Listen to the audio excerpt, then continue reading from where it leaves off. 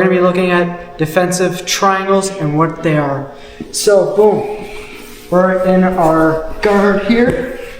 So, I got to recognize what his attacks are and what mine are. Narrowing it down into these simple concepts helps you understand what submissions are in different offensive and defensive positions. So let's say you're playing on bottom. You're going to need to know your opponent's offensive moves and make your own moves based off of their offensive reaction. It's just an easier way to memorize due to your triangle. So come over here. So let's say we start attacking here. This is defensive because I'm on bottom and I'm defending, right?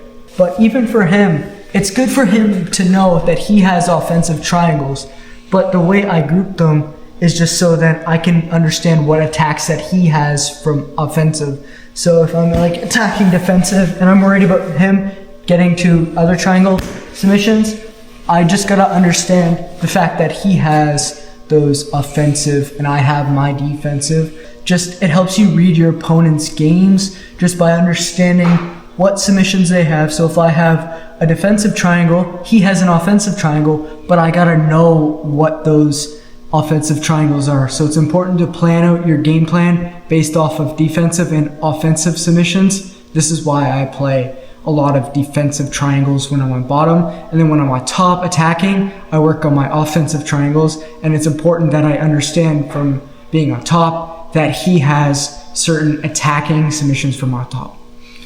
Playing in kind of this arm drag scenario, you're gonna arm drag. As you arm drag, pull this across, boom, right in the triangle. So many ways you can get these triangles, literally from anywhere on bottom. You start with your butterfly hooks in, go here, literally just kick over, boom, triangles literally everywhere on bottom. Offensive triangles is when I start to pass, he's got his own defensive triangles, right? So I gotta recognize this, or else this will be you, bro. You'll get triangled. So you gotta recognize that when you're trying to attack, they can attack you, but that's why I say group it into offensive and defensive so you can understand their game. And the primary reason why I group my triangles into offensive and defensive is just a simple little concept that I use only because it helps you understand what your opponent's games are. And we made it to the end of the video. If you took some value, please be sure to subscribe because I'm sharing content like this all the time just for you guys.